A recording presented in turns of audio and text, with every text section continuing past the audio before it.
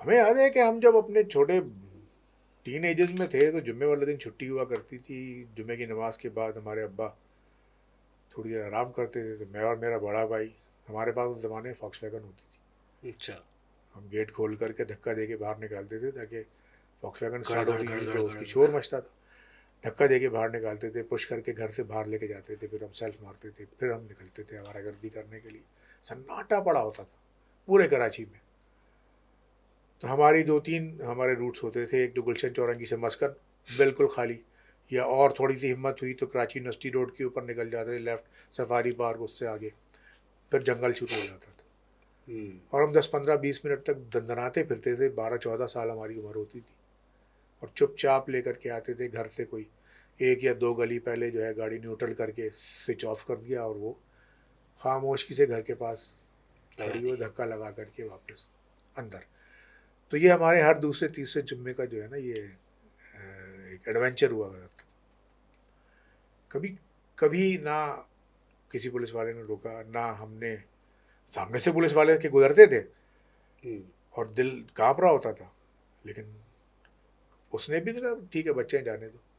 आबादी बहुत कम थी, ट्रैफिक बहुत कम था, बहुत कम लोगों के पास गाड़ियाँ थी। बहुत अच्छा वक्त था वो। तो ये अचानक से क्यों इतना चेंजेस आया, और जो आप जैसे स्ट्रीट क्राइम है, एक उरूज की हद तक देखिए, सबसे स्ट्रीट पूरे क्राइम की पाकिस्तान तो में। सबसे बड़ी वजह बेरोज़गारी है। हम्म। तो खाली कराची में ही है बेरोजगारी? इसलिए कि पोटेंशियल भी तो क्राइम का कराची के अंदर है ना। आप जो है जाफराबाद या रुझान की सड़कों पे खड़े होकर के क्या लूट लोगे, क्या कमा ये तो लोगे? लाहौर भी इज अ बिग सिटी। नहीं, लाहौर लाहौर में भी तो होती है वहाँ पे वारदातें, तनासुब कम इतनी है। नहीं होती। इतना नहीं है। हाँ, मैं क्योंकि लाहौर में घुमा हूँ और हाँ, मैं मोबाइल इतना लेके घूम नहीं है, सकता हूँ रोड पे वहाँ पे। लेकिन वहाँ पर भी अब शुरू हो चुकी है, इस्लामाबाद में अब शुरू हो चुकी है। कराची में पोटेंशियल ज़्यादा है, कराची में आबादी ज़्यादा है, लोगों का जो है ये गैजेट्स वगैरह ज़्यादा अवेलेबल हैं। आप किसी भी शहर में चले जाएं बड़े, पंजाब का भी में अभी वो बूम नहीं आया है स्ट्रीट क्राइम का, लेकिन आ गया है। हम्म।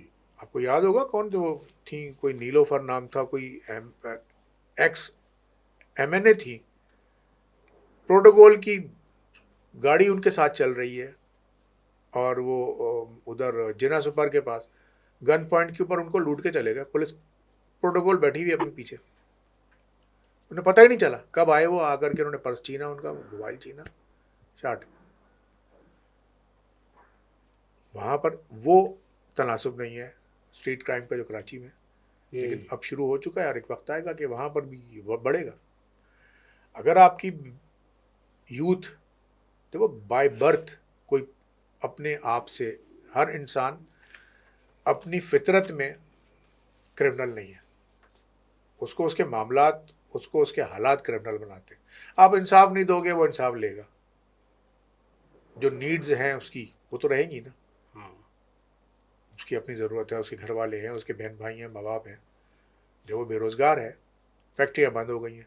आज आप साइट उठा करके देख लो, वो फैक्ट्रियाँ जो जब उनकी शिफ्ट चेंज हुआ करती थी, तो पुराने लोग बताते हैं कि ऐसा लगता था जैसे, कोई मतलब जैसे मिना में नहीं मजलिस लोग इज्तिमा आ रहे चल रहा होते, है कोई।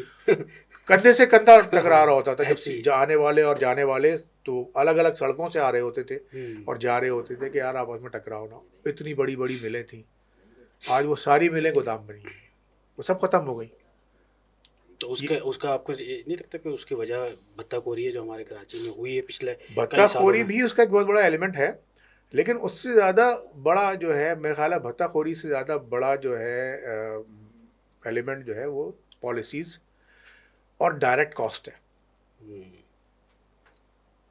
बिजली का बिल अगर आप देख लें इन फैक्ट्रियों का, तो मेरा ख्याल है कि आप हैरान रह जाएंगे कि यार ये सर्वाइव किस तरीके से कर रहा है। फिर वो इदारे जो कि बज़ाहिर मज़दूरों को सेव करने के लिए बनाए गए थे, उन्होंने मज़दूरों ही का इस्तेसाल किया और ब्लैकमेल किया बिजनेसमैन को। ये सोशल सिक्योरिटी हो गई, ये ओल्ड एज एम्प्लॉइज बेनिफिट हो गई। इसने बेसिकली, इन्होंने मज़दूरों को फ़ायदा नहीं दिया जितना इन्होंने सरमायादार को नुकसान पहुंचाया। देखो, हम्म। सरमायादार अगर एक फैक्ट्री से दो फैक्ट्री बना रहा है तो आप उसको नेगेटिवली पोर्ट्रे ना करें। हम्म। वो तो एहसान कर रहा है इस हुकूमत के ऊपर कि वो करने के काम जो कि हुकूमत को करने थे वो बार उसने उठाया हुआ है। वो एक फैक्ट्री से दूसरी फैक्ट्री लगा रहा था, वो एम्प्लॉयमेंट इसी कौम को के लोगों के लिए दे रहा है।